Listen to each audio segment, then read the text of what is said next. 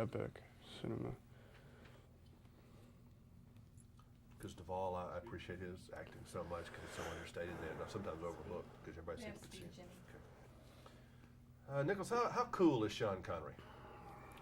He's about as cool as it gets. You know, he's cool, but at the same time, he's not afraid to show jeopardy, which I admire. That's not an easy thing to do, to be the guy everybody wants to be, and at the same time unafraid to play the fear that comes with danger, which makes him more of a human character than just a stoic action hero. Is he one of those actors on your list that you wanted to work with at some point in your life? Absolutely. His career is a career that I've emulated and in some ways have tried to model, in that he's one of the only superstars that I can think of that can go from the action genre, which is the world stage, and then go straight into an in-depth character analysis drama picture. So he's been able to do that for a long time, and I've always admired that. Is he kind of a quiet guy, a fun guy, a joking person, or is he a thinker? I mean, what kind of mysterious man? Well, he is a great joke teller. He's always coming up with jokes and stories. I found him to be a very straightforward man, a down-to-earth sort of man who, is I've found easy to work with. I just now noticed that. I don't know how I got through the whole 10 minutes being with you about that. What's the story of the beard? It's interesting. It looks good. Well, it's just,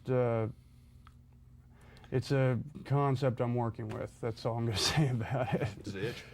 You get used to it? No, it doesn't itch. You like it, huh? Yeah, I like it. Cool. I like my beard.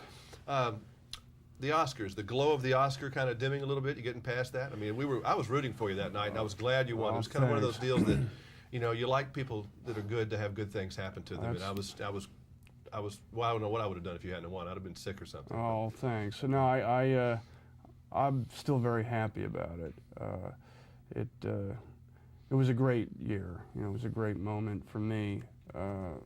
Something I really didn't expect. My approach to work has never really been about awards, or I would not have made a movie like Leaving Las Vegas, because history has proven that normally it's not the kind of picture that would get attention from the Academy.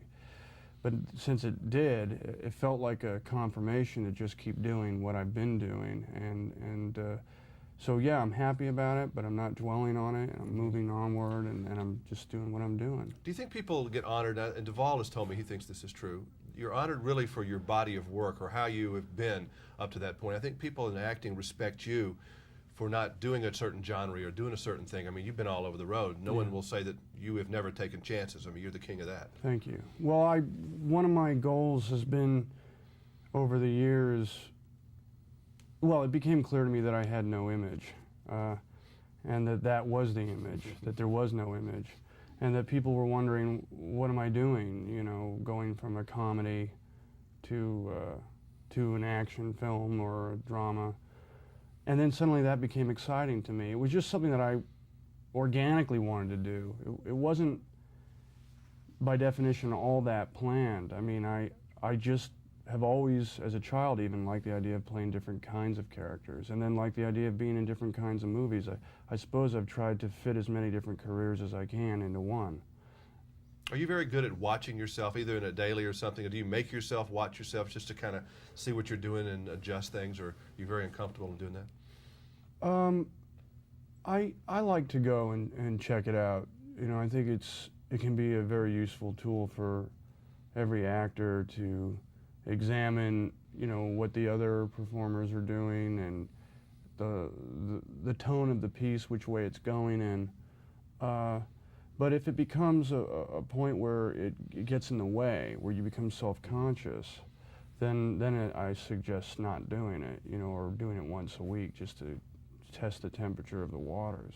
Because don't you have an image of yourself when you're doing it, and then sometimes that's not the same image you end up seeing? It's not it's worse or better, it's just different, it kind of confuses you? That's true. I think that happens almost always. I can think of very few times when I had a concept or an image that when I went to see the final version of the movie really was what was in my head. The idea is always to get as close to that as possible. I was reading in one of there's a couple of articles about you. I think Details magazine has something on you in Movie Line too. And it's always fun to read things about you, because if any of us would have done things in high school and other times that are fun. I was writing one of them that I thought was great. You put grasshoppers in an egg salad sandwich at school?